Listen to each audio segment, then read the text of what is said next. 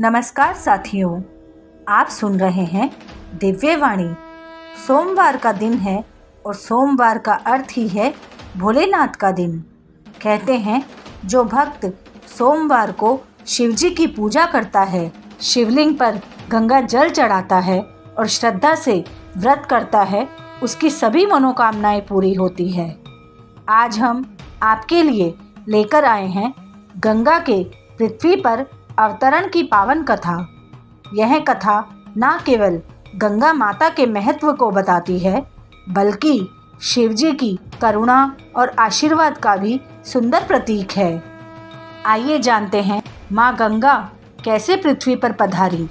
बहुत समय पहले राजा सगर ने अश्वमेध यज्ञ किया, लेकिन इंद्र देवता को यह यज्ञ पसंद नहीं आया और उन्होंने सगर के यज्ञ के घोड़े को छिपाकर पाताल में कपिल मुनि के आश्रम के पास बांध दिया। सगर के 60,000 पुत्र घोड़े की खोज करते हुए वहां पहुंचे। उन्होंने कपिल मुनि पर चोरी का आरोप लगाया। कपिल मुनि के क्रोध से सारे पुत्र भस्म हो गए। राजा सगर का वंश शोक में डूब गया। कहा गया कि उनका उद्धार तभी होगा जब स्वर्ग से गंगा पृथ्वी पर उतरे और उनके अस्थियों का पवित्रीकरण करे। सगर के वंशजों ने प्रयास किया कि गंगा पृथ्वी पर आए, लेकिन केवल राजा भगीरथ ही सफल हुए। उन्होंने वर्षों तक गंगा माता की आराधना की। गंगा माता प्रकट हुई और उन्होंने कहा, मैं पृथ्वी पर तो आऊँगी, लेकिन मेरा वेग इतना प्रचंड होगा कि धरा सहन नहीं कर पाएगी। और तब भगीरथ ने भगवान शिव का ध्यान किया। भोलेनाथ प्रसन्न हुए और बोले, गंगा के वेग को मैं अपनी जटाओं में रोक लूँगा और फिर धीरे धीरे पृथ्वी पर बहने दूंगा। और फिर वह दिव्य क्षण आया। गंगा प्रचंड वेग से आकाश से उतरी, लेकिन सीधे शिवजी की जटाओं में समा गई। शिवजी ने उन्हें अपनी जटाओं में बांध लिया और उनके उग्र प्रवाह को शांत किया। धीरे धीरे उन्होंने गंगा को पृथ्वी पर छोड़ा। गंगा भगीरथ के पीछे पीछे चलती हुई कपिल मुनि के आश्रम पहुंची और उनके पवित्र जल से सगर पुत्रों का उद्धार कर दिया। तभी से माता गंगा को भगीरथी भी कहा जाता है। गंगा केवल एक नदी नहीं, बल्कि माँ है। उनका जल पापों को धो देता है, आत्मा को शुद्ध कर देता है और मोक्ष प्रदान करता है। गंगा का पृथ्वी पर आना मानवता के उद्धार का प्रतीक है और यह सब संभव हुआ एक भक्त की तपस्या और शिवजी की कृपा से। इसी में सोमवार का व्रत करने की परंपरा बहुत प्राचीन है।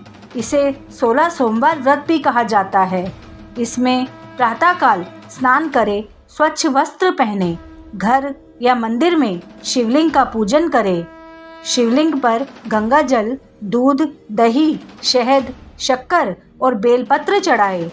धूप, दीप और फूल अर्पित करें। ओम नमः शिवाय का जप करें और शिव चालीसा का पाठ करें। सोमवार व्रत में पूरे दिन फलाहार करना श्रेष्ठ माना गया है। संध्या समय फिर से शिवजी की आरती करें। व्रत कथा अवश्य सुने और अंत में प्रसाद का वितरण करें। माना जाता है कि सोमवार का व्रत करने से विवाह में आने वाली बाधाएं दूर होती है, दाम्पत्य जीवन सुखमय बनता है, संतान सुख की प्राप्ति होती है और सभी मनोकामनाएं पूरी होती है। तो साथियों, यह थी सोमवार विशेष गंगा के पृथ्वी पर अवतरण होने की पावन कथा और सोमवार व्रत विधि। इस कथा से हमें यह सीख मिलती है कि सच्ची श्रद्धा और संकल्प से किया गया प्रयास कभी व्यर्थ नहीं जाता। भगीरथ की तपस्या ने गंगा को धरती पर उतारा और शिवजी ने उन्हें धारण कर मानवता का कल्याण किया। भोलेनाथ और गंगा माँ सब पर अपनी कृपा बनाए रखे। हर हर गंगे, हर हर महादेव। अगर यह कथा आपके हृदय को छू गई हो तो दिव्य वाणी को अभी सब्सक्राइब करें, ताकि हर दिन आप जुड़ सके भक्ति, आस्था और दिव्यता की इन सुंदर कथाओं से। याद रखिए, आपकी एक क्लिक से भक्ति की यह ज्योति और भी दूर तक फैल सकती है। धन्यवाद।